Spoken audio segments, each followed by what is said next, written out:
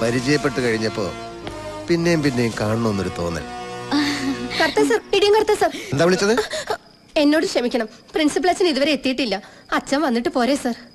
അച്ഛനെയല്ല, ഇവരെ കാണാനാണ് ഞാൻ വന്നത്. ലേഡീസ് ഹോസ്റ്റലിൽ മദ്യത്തിന്റെ ഗന്ധം.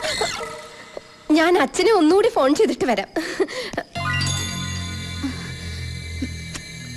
വളരെ ബോൾഡായ കോളേജ് യൂണിയൻ ചെയർപേഴ്സൺ ഇങ്ങനെ വിറയ്ക്കാനും വേർക്കാനും ഒന്നും പാടില്ലല്ലോ. എന്ത് പറ്റി? രമേശിനെ കുറിച്ച് അറിയാവുന്നതൊക്കെ ഞങ്ങൾ പറഞ്ഞല്ലോ സാർ. രമേശിനെ കുറിച്ച് അറിയാനല്ല, മിനിസ്റ്റർ നടേശന്റെ മരണത്തെ കുറിച്ച്. മരിച്ചതല്ല, കൊന്നതാണ്. ആരാണ് സാർ കൊന്നത്? ഞാൻ കണ്ടില്ല. കൊന്നയാൾ എന്നോടൊന്നും പറഞ്ഞതുമില്ല.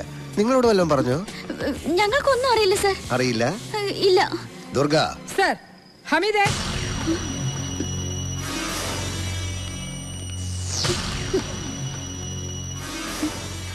ഇയാളെ അറിയോ? അതല്ല, ഇയാളെ അറിയോ? ഇല്ല സാർ. താൻ പറഞ്ഞ രണ്ടുപേരിൽ ഈ കുട്ടിയുണ്ടോ? തന്നെ. ഇത് തന്നെ സാർ സോഫിയോഗ്രാഫ്. ഹമീദേ, വേലായുധനെ കൊണ്ടുപോയിക്കോളൂ.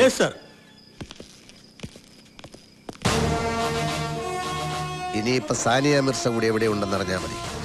എവിടെ ഉണ്ടെന്ന് പറയൂ. കുളിക്കാണോ അല്ല കുളിക്കും പോലെ കളിക്കാണോ? സഞ്ചരിച്ച വണ്ടി സ്കൂട്ടി പെപ്പ്. ചെന്നു, നിമിഷ നേരം കൊണ്ട് ചെയ്യേണ്ടത് ചെയ്തു, പറന്നിങ് പോന്നു. ഇല്ല സാർ, ഞങ്ങൾ അവിടെ ചെന്നപ്പോൾ മിനിസ്റ്റർ രക്തത്തിൽ കുളിച്ച് മരിച്ചു കിടക്കായിരുന്നു. അപ്പൊ അവിടെ പോയിരുന്നു. ദുർഗ സാർ, സാനിയ മിർസയോട് ബാത്റൂം തുറക്കാൻ പറയൂ. കുട്ടി, വാതിൽ തുറക്കൂ. Open the door. ദർവാസ ഖോലോ. ബഹുഭാഷ വേണ്ട, മലയാളത്തിൽ പറഞ്ഞാ മതി. കതക് തുറക്കാനാ പറഞ്ഞേ. ലേഖേ, ആരാത്? കമ്മീഷണർ കർത്ത സാറാണ്. നീ വാതിൽ തുറക്ക്. അയ്യോ, ഞാൻ കുളിക്കുവാ. ഒരുപാട് കുളിച്ചാ പനി പിടിക്കും. വാതിൽ തുറക്കൂ കുട്ടി. സാറ് പറഞ്ഞത് കേട്ടില്ലേ? കതക് തുറക്കാൻ. തുറക്കാനാ പറഞ്ഞത്. തുറക്കാ. അയ്യോ.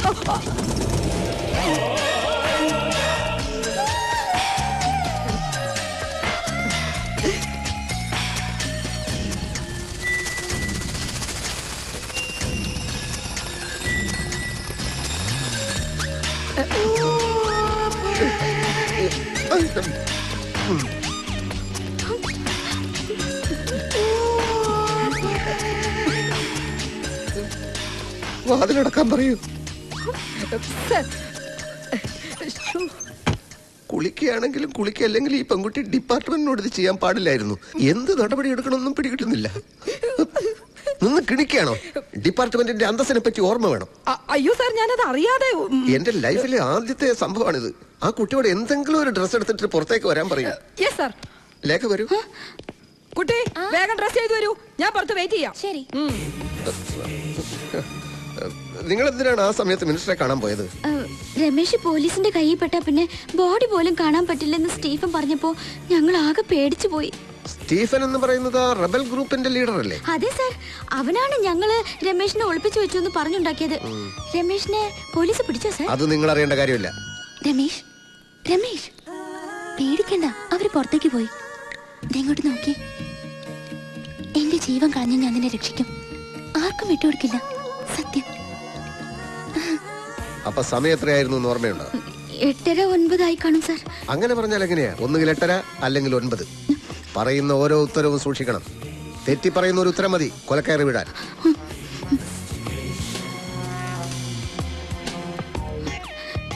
എനിക്ക് കൃത്യമായി ഓർമ്മയില്ല സാർ.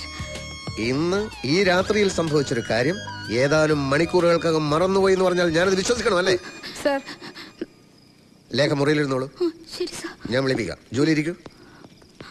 വരൂ കുട്ടി. കുളിക്കുമ്പോ കഥ തുറക്കാൻ പറഞ്ഞാൽ ഇങ്ങനെയാണോ ചെയ്യുന്നത്? അതും ബാച്ചലറായ എന്റെ മുമ്പില്.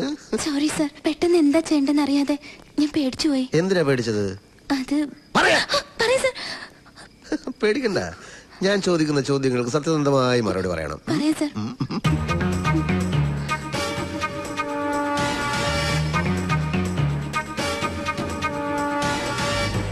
പേടിക്കണ്ട. ഇങ്ങനെ മാറ്റി മാറ്റി ക്വസ്റ്റ്യൻ ചെയ്യുന്ന ഞങ്ങളുടെ ഒരു രീതിയാ. രണ്ടാളും പറയുന്നതിന് വല്ല പൊരുത്തക്കേടോ കള്ളത്തരോ ഉണ്ടോന്ന് അറിയാനാ. ഈ പറഞ്ഞതെല്ലാം സത്യമാണല്ലോ? അതെ സർ. ഒരു മാറ്റമില്ലല്ലോ? ഇല്ല. എക്സ്ക്യൂസ് മീ സർ, പ്രിൻസിപ്പൽ അച്ഛൻ തിരുമേനെ കാണാൻ പോയിട്ട് ഇതുവരെ വന്നിട്ടില്ല. സമയം ഒരുപാടായി. ഇനി എന്തെങ്കിലും ചോദ്യം ചെയ്യാനുണ്ടെങ്കിൽ നാളെ നേരം വെളുത്തിട്ട് പോരേ സർ. അത് നിങ്ങളാണോ തീരുമാനിക്കുന്നത്? ഇവരെ കസ്റ്റഡിയിൽ എടുക്കാനാണ് ഞാൻ വന്നത്. അയ്യോ സർ, പ്രിൻസിപ്പൽ അച്ഛൻ വന്നിട്ട് ഇവരെ എവിടെ വേണമെങ്കിലും കൊണ്ടുവരാം സർ. ദേവി ഇത് ഈ രാത്രിയിൽ ഹോസ്റ്റലിൽ അന്തസ്സിന്റെ പ്രശ്നമാണ്. ഞങ്ങൾ ഇവിടം വിട്ട് എങ്ങോട്ടും പോവില്ല സർ. ഓക്കെ, നാളെ ഞാൻ പറയുന്നിടത്ത് ഇവരെ കൊണ്ടുവന്നിരിക്കണം. ജർമ്മൻ ഷെപ്പേർഡ് പട്ടിയുടെ അവസ്ഥ അറിയാലോ. ദുർഗ, അമ്മച്ചിയുടെ സെന്റിമെന്റ്സ് കലക്കുന്നുണ്ടല്ലോടാ.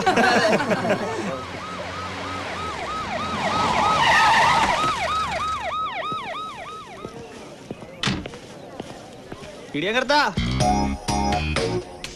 പാപ്പച്ചൻ കോൺട്രാക്ടറുടെ മോനല്ലേ? അല്ല, സ്റ്റീഫന്റെ തന്തയാ പാപ്പച്ചൻ കോൺട്രാക്ടർ. ഉറപ്പുണ്ടോ? കണ്ടോ, അവന് ഉറപ്പില്ല. മിണ്ടി പോകരുത്. മോന്റെ കൈക്കെന്ത് പറ്റി? ബൈക്കിൽ നിന്ന് വീണതാ. ഈശോമിശിഹായ്ക്ക് സ്തുതിയായിരിക്കട്ടെ. നീതിമാന്മാർ സ്തുതിക്കപ്പെടും, അല്ലാത്തവർ ശിക്ഷിക്കപ്പെടും. കൊല്ലപ്പെട്ടത് ഹോം മിനിസ്റ്റർ ആണെന്ന് ഓർമ്മ വേണം. ഈ അമ്മയും ഈ അച്ഛനും ചേർന്ന് രമേശിനെ എവിടെയാണ് ഒളിപ്പിച്ചിരിക്കുന്നത്? സാർ, ദൈവദോഷം പറയരുത്. അന്ന് സ്വന്തം അമ്മയെ അധിക്ഷേപിച്ച ആ നിമിഷത്തിൽ പെട്ടെന്ന് അവന്റെ നിയന്ത്രണം വിട്ടുപോയിട്ടുണ്ടാവാം. അത് വെച്ച് ഈ കൊലപാതകം അവന്റെ തലയിൽ കെട്ടിവെക്കരുത്. അവനത് ചെയ്യില്ല സാർ. എന്റെ മോനെ കസ്റ്റഡിയിൽ എടുത്തിട്ട് അവനെ നിങ്ങൾ എന്ത് ചെയ്തെന്ന് പറ. ആ, കൊള്ളാം. ഹോം മിനിസ്റ്ററുടെ പേരിൽ കഥ ചമച്ചുണ്ടാക്കിയ കഥാകാരി ഇപ്പൊ പോലീസിനെ പറ്റി പുതിയ കഥ എഴുതുകയാണല്ലേ. അവൻ എവിടെ ഉണ്ടെന്ന് പറ. പിടിച്ചോണ്ട് തല്ലിക്കൊന്ന് കുഴിച്ചുമൂടിട്ടിപ്പോ നാട്ടുകാരെ ബോധിപ്പിക്കാൻ വേണ്ടി വന്നിരിക്കുക കമ്മീഷണർ സാർ. ഇതുപോലുള്ള കളികൾ മുമ്പും കുറെ കളിച്ചിട്ടുള്ളതാ പോലീസ്. കക്കാൻ ക്യാമ്പിലെ രാജൻ കൊലക്കേസ് പോലെ തന്നെ ആയിരിക്കും രമേശിന്റെയും ഗതി. നിന്റെ ഗതി അതിലും മോശമായിരിക്കും. If you don't shut your bloody mouth and get lost.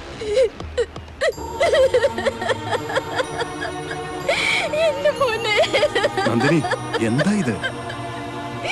നിങ്ങൾ നോക്കിക്കോ, എന്റെ മോൻ എന്തെങ്കിലും പറ്റിയെന്നറിഞ്ഞ പിന്നെ ജീവിച്ചിരിക്കില്ല ഞാൻ. നന്ദിനി, അവിവേകം ഒന്നും കാണിക്കരുത്. ആന്റി,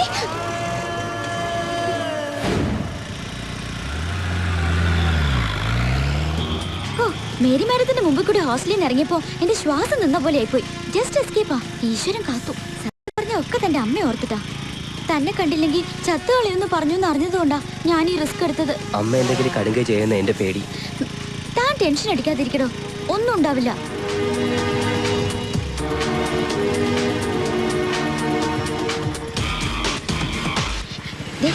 ഞാനിവിടെ വെയിറ്റ് ചെയ്യാം.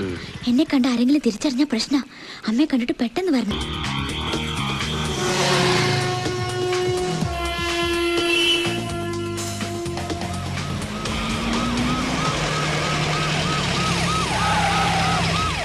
ഹലോ,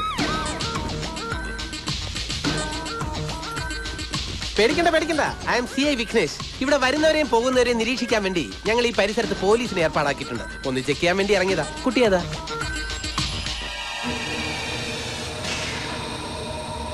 നീ അവനല്ലേ?